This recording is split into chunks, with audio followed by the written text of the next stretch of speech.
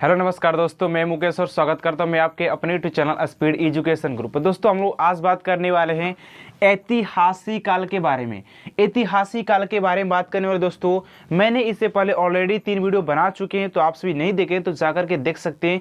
वहाँ पर हमने बहुत ही बेहतरीन तरीके से हिस्ट्री को समझाने के प्रयास किए हैं, जिसमें हिस्ट्री को 3 भागों में बांटा गया है। प्राग ऐतिहासिक काल, आदि ऐतिहासिक काल और तीसरा है दोस्तों ऐतिहासिक काल। उसमें सारे बेसिक डिटेल दिया गया है, सिंधु सभ्यता के बारे में, हड़प्पा सभ्यता के बारे में सारे डिटेल दोस्तों उसमें। तो आप सब जाकर को 3 वीडियो देख लीजिएगा। उसके बाद आज हम लोग बात करने वाले अपने नेक्स्ट वीडियो में लेक्चर नंबर 4 होने वाला है दोस्तों, ऐतिहासिक काल। ऐतिहासिक काल किसे कहते हैं, इसमें किस चीज़ का अध्ययन किया जाता है दोस्तों, सारे बेसिक बात हम लोग आज जानने की कोशिश करेंगे। आप सभी मैं गारंटी के साथ कर सकता हूं दोस्तों कि ये 10 से 20 मिनट का वीडियो बने रहेगा, तो बहुत ही बेहतरीन तरीके से आप सभी को ऐतिहासिक काल के बारे में समझने को मिल जाएगा। ठीक है, ऐतिहासिक काल, ऐतिहासिक काल कहते किसे हैं इस बात को जानेंगे। उसके बाद इसको 3 भागों में बांटा गया है। पहला है दोस्तों पुरातात्विक, पुरातात्विक जिसमें पुरातात्विक यानी पूरा तत्व की बात किया जाएगा। इसमें पुरातात्विक यानी कि इसमें पूरा तत्व की बात किया जाएगा। समझ बात को, एक एक पॉइंट को नोट करिएगा, क्योंकि ये दोस्तों आप जानते हैं कि ये किसके नोट्स से हम पढ़ा रहे हैं, जो कि आप सभी को पता होगा कि खान सर के नोट्स से दोस्तों हम पढ़ाते हैं। ठीक है ना, ऑलरेडी आप सभी को मैंने ऑलरेडी पीडीएफ पर जो थंबनेल होता है उसमें मैं बता दिया हूँ कि मैं कहाँ से पढ़ाता हूँ, किसके नोट से पढ़ाता हूँ। ठीक है, तो ये हो गया, ये पुरातात्विक हो गया। उसके बाद दूसरा है दोस्तों विदेशी यात्रा, यानी कि विदेशी लोग जो आए थे यात्रा कर रहे इसमें। उसके बाद साहित्य, और साहित्य में दोस्तों क्या क्या पढ़ने का मिलेगा आप सभी को मैं बता दूं। साहित्य में दोस्तों धार्मिक, उसके बाद गैर धार्मिक। साहित्य को 2 भागों में बांटा गया, एक धर्म के रूप में, एक गैर धर्म के रूप में। उसके बाद धर्म को दोस्तों ब्राह्मण, उसके बाद गैर ब्राह्मण। गैर ब्राह्मण को जैन धर्म और बौद्ध धर्म में बांटा गया है। उसके बाद ब्राह्मण को वेद, उपवेद, वेदांग, पुराण, उपनिषद और महाकाव्य, यानी कि इन सारे के बारे में हम लोग बात करेंगे कि वेद कितना होते हैं, वेदांग कितना होते हैं, वेदांग, पुराण, उपनिषद और महाकाव्य, यानी कि सारे के बारे में बात करेंगे हम लोग। उसके बाद पुरातात्विक में क्या किसके बारे में बात करेंगे, सिक्का के बारे में, यानी कि जब उस समय के काल था सिंधु सभ्यता, गुप्त काल के समय कौन कौन से सिक्का चलाए गए थे। ठीक है, तो उन सारे कॉइन्स के बारे में बात करेंगे हम लोग, सारे सिक्का की के बारे में हम लोग बात करेंगे। और बात करेंगे दोस्तों अभिलेख किसे कहते हैं, अभिलेख किसे कहते हैं, मोस्ट इंपोर्टेंट क्वेश्चन है। अब हम स्टार्ट करते हैं, ऐतिहासिक काल कहते किसे, ऐतिहासिक काल कहते किसे, हिस्टोरिकल पीरियड। ठीक है, एक बेसिक बात जान लीजिएगा ऐतिहासिक काल के बारे में। इसके बारे में लिखित साक्ष्य मिला है और उसे पढ़ा भी गया है, यानी कि ये एक ऐसा काल है जिसमें जो मनुष्य थे वो लिखना पढ़ना जानते थे। एक ठेठ भाषा में समझ लीजिए कि इसमें जो मानव थे वो लिखना पढ़ना क्या करते थे, जानते थे। लेकिन मैंने जो पहला अभी दो प्रकार पढ़ाया इतिहास का, कि जो प्राग ऐतिहासिक काल होता है उसमें जो आदि मानव थे पढ़ना लिखना जानते नहीं, बस मतलब सोच रहा खाना खाने से बस खाना बदोश थे। उसके बाद हमारे पास आया आदि ऐतिहासिक काल, जिसमें लिखा तो था लेकिन लिख करके क्या कर दिया था, पोत दिया था, जिससे हम लोग पढ़ नहीं सकते थे। लेकिन उसके बाद आया दोस्तों ऐतिहासिक काल, और ऐतिहासिक काल में हम लोगों ने पढ़ना और लिखना दोनों काम करना स्टार्ट कर दिया। तो यहाँ पर इसके अंतर्गत वैदिक काल को लेते हैं। ऐतिहासिक काल के अंतर्गत वैदिक काल को लेकर के अभी तक जो समय चल रहा है इसी में चलता है। किस में, तो ऐतिहासिक काल में ये समय अभी चल रहा है, जो समय चल रहा है इसी में चल रहा है। ठीक है, आपसे कोई डाउट नहीं ना। उसके बाद बात करते हैं, अब बात करते हैं ऐतिहासिक काल। तो हमारे पास हो गया ऐतिहासिक काल कहते किसे, ये इतिहास का वह समय है जिस समय मानव लिखना पढ़ना जानता था, लेकिन साक्ष्य मिला, पढ़ने का साक्ष्य मिला, ये था। ठीक है, अब उसके बाद हम लोग बात करेंगे, एक एक पॉइंट पर बात करेंगे। आज बात करेंगे पुरातात्विक के बारे में, कि पुरातात्विक में जो कॉइन्स है, कौन कौन से सिक्के किस काल में चलाया गया और कौन कौन से सिक्के बहुत ही महत्वपूर्ण है, ये सारे बात मैं बता दूंगा। ठीक है, जो सिक्का है दोस्तों, उसके बाद अभिलेख के बारे में बात करेंगे। ठीक है, तो आप भी इसका एक बार स्क्रीनशॉट ले लीजिएगा, उसके बाद हम सिक्के के बारे में बताने का प्रयास करेंगे। ठीक है, अब देखिएगा दोस्तों, अब हम लोग बात करते हैं सिक्का के बारे में, यानी कि कॉइन्स।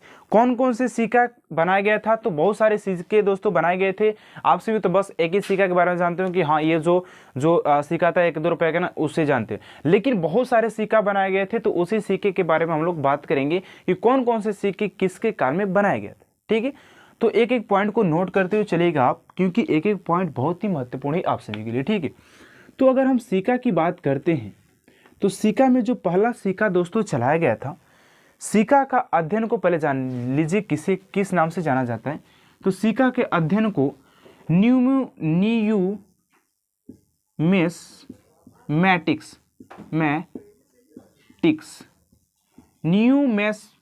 के नाम से जाना जाता है।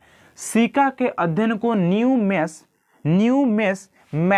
के नाम से जाना जाता है। सिक्का के अध्ययन को इस नाम से जाना जाता है। ये भी क्वेश्चन आपसे जनरल कंपटीशन पूछ लिया जाता है। ठीक है, ये हो गया। उसके बाद अब सिक्का की बात करते हैं।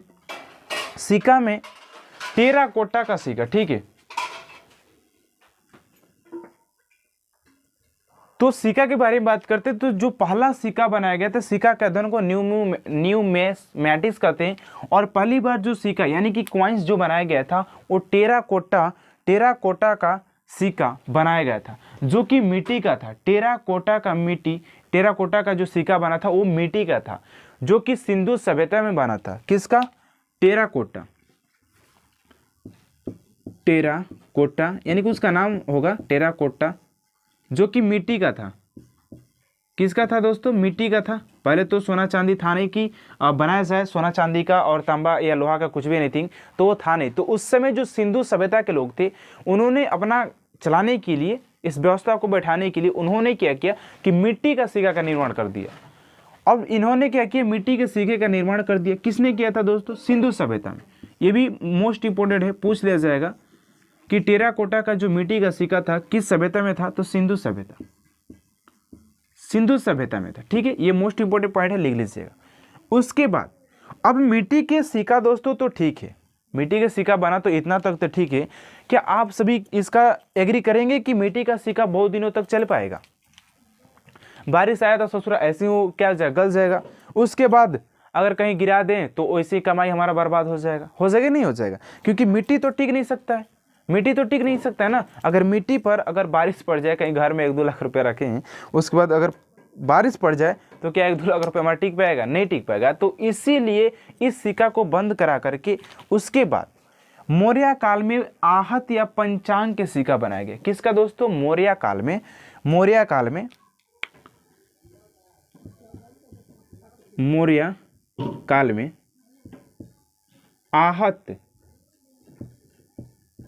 आहत या पंचांग या पंचमार्क आहत या पंचमार्क का सिक्का बनाया गया। क्या बनाया गया दोस्तों? आहत या पंचमार्क का सिक्का बनाया गया। लेकिन इसका प्रयोग, सिक्के का प्रयोग हुआ, यह पहला आहत सिक्का पर लिखावट नहीं होता था। क्या नहीं होता था दोस्तों?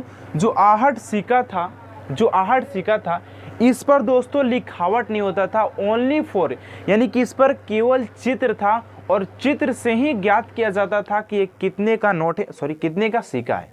क्योंकि जो आहत का जो सिक्का बना था या पंचमार्क का जो सिक्का बना था, इस सिक्के पर लिखित साक्ष्य नहीं था। इस पर केवल आप सभी को चित्र था और चित्र से ही ये लोग चलाते थे पैसा को। ठीक है ना। उसके बाद ये पहला धातु का सिक्का था। धातु का पहला सिक्का। एक एक पॉइंट को लिख लीजिएगा, क्योंकि मोस्ट पॉइंट है कि ये पूछ लिया जाएगा कि पहली बार धातु का सिक्का किसने स्टार्ट करवाया था, किसने चालू करवाया था। तो आप सबको पता होना चाहिए कि पहली बार धातु का जो सिक्का था वो मौर्य काल में चलाया गया था, जो कि आहत या पंचांग के नाम से जाना जाता था, जिस पर लिखित साक्ष्य न होने के कारण उस पर चित्र से ही लोग क्या करते थे? अपना चलाते थे। उसके बाद दोस्तों ये भी नहीं चल पाया। उसके बाद आप सभी का, उसके बाद सीसा का सिक्का सातवाहन काल में प्रचलित हुआ। सीसा का सिक्का सातवाहन काल, सीसा का सिक्का लिख लीजिएगा। सीसा का सिक्का सातवाहन काल।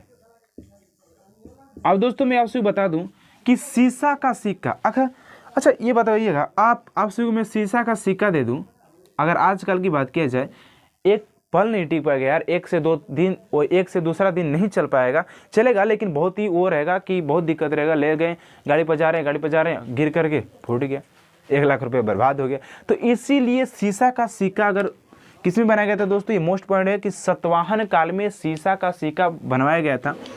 लेकिन ये भी सीसा का सिक्का नहीं चल पाया, बिकॉज सीसा है, ठीक है ना, सीसा है तो सीसा फूट ही जाएगा।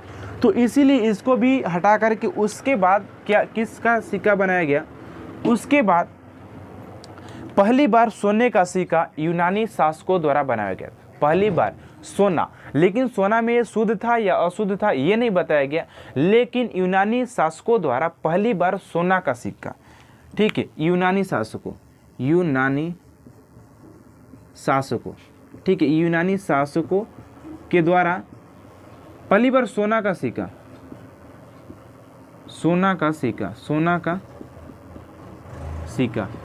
क्या किया गया था दोस्तों, पहली बार यूनानी शासकों द्वारा सोना का सिक्का बनाया गया था, सोना का सिक्का। अब ये शुद्ध था या अशुद्ध था इसका कोई प्रमाण नहीं है, लेकिन यूनानी शासकों द्वारा सोने का सिक्का प्रचलित किया गया था, ठीक है, यूनानी शासकों द्वारा प्रचलित किया गया था। उसके बाद दोस्तों ये सारे लोग तो यूज नहीं कर पाएंगे, because this is the gold, यानी कि ये क्या है दोस्तों, दिस इज गोल्ड, यानी कि ये क्या है दोस्तों, ये सोना है, तो सभी लोग तो यूज कर नहीं पाएंगे। उसके बाद क्या आया, उसके बाद शुद्ध सोना का सिक्का आया। अब शुद्ध सोना का सिक्का आया, ये कुषाण शासकों शुद्ध सोना, अब शुद्ध सोना आ गया ना, शुद्ध सोना, कुषाण शासक द्वारा इसका प्रचलित किया गया दोस्तों। कुषाण शासक ने क्या किया कि शुद्ध सोना का सिक्का निकाल दिया। क्या निकाल दिया दोस्तों, शुद्ध सोना का सिक्का किसने निकाला, कुषाण शासक द्वारा इसका प्रचलित किया गया। उसके बाद ये भी नहीं चल पाया, बिकॉज ये सोना था तो हर लोग सोना यूज नहीं कर पाएंगे। ये उसके बाद चांदी का सिक्का गुप्त काल में चंद्रगुप्त द्वितीय और विक्रमादित्य के समय में चांदी का सिक्का चलाया गया। ये बहुत ही मस्त था दोस्तों, चांदी का सिक्का, मतलब नॉर्मली यूज कर सकते हैं चांदी का सिक्का। चांदी का सिक्का किसने बनाया था दोस्तों, चंद्रगुप्त, गुप्त काल में बनवाया गया था। किस काल में दोस्तों, गुप्त काल में चांदी का सिक्का बनवाया गया था। गुप्त काल में चांदी का सिक्का बनवाया गया था, जो कि चंद्रगुप्त द्वितीय और विक्रमादित्य के देख रेख में दोस्तों इसको बनाया गया था। किसको, तो चांदी के सिक्के को, ठीक है, चांदी का सिक्का। उसके बाद दोस्तों चमड़े का सिक्का। उसके बाद हुमायूं आया। हुमायूं क्या किया दोस्तों, यहां पर मैं बता दूं, हुमायूं क्या कि चमड़ा का सिक्का बना दिया। अब बताइए, जो हुमायूं था वो आकर के चमड़े का सिक्का बना दिया, ठीक, किसका सिक्का, तो चमड़े का सिक्का हुमायूं के शासन काल में सिहाबुद्दीन ने प्रारंभ किया। सिहाबुद्दीन यानी कि हुमायूं काल के शासन काल में सिहाबुद्दीन ने क्या किया दोस्तों, सिहाबुद्दीन ने चमड़े का सिक्का चलवा दिया। उसके बाद चमड़े का सिक्का तो इम्पॉसिबल है चलना ना, क्योंकि चमड़े का सिक्का, ठीक है। उसके बाद कौन सा आया, उसके बाद अपना आया शेरशाह सूरी। अब शेरशाह सूरी, ये चमड़े का सिक्का, ये टेराकोटा मिट्टी का, मौर्य काल आहत का, उसके बाद शीशा, उसके बाद शुद्ध सोना, उसके बाद सोना, उसके बाद चांदी का सिक्का देकर के तंग रख।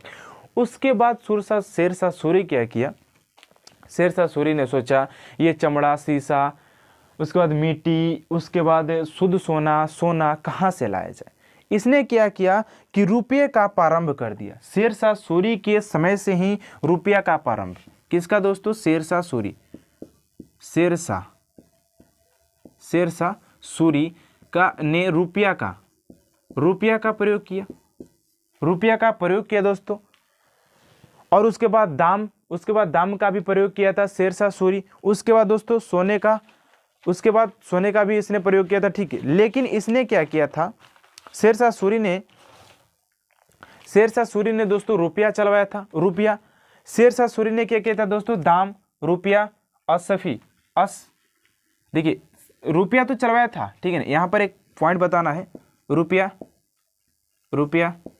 उसके बाद दोस्तों दाम, उसके बाद दोस्तों था, आपसे भी मैं बता दूं, अस्करी करके था, अस्करी करके कुछ ऐसा था, जो कि रुपया जो था दोस्तों वो पुअर लोगों, नहीं, जो रुपया था दोस्तों वो थोड़े मीडियम लोगों के लिए था, ये मीडियम लोगों के लिए था। दाम पुअर यानी कि गरीब लोगों के लिए चलाया गया था, दाम गरीब लोगों के लिए चलाया गया था, रुपया मीडियम लोगों के लिए था, और ये भी दोस्तों नॉर्मली मीडियम लोगों के लिए था, ठीक है। रुपया धनी लोगों के शायद हो सकता है। अस्करी जो था दोस्तों वो क्या था, असरकी ऐसे कुछ करके ना, देख लीजिएगा उसको एक बार।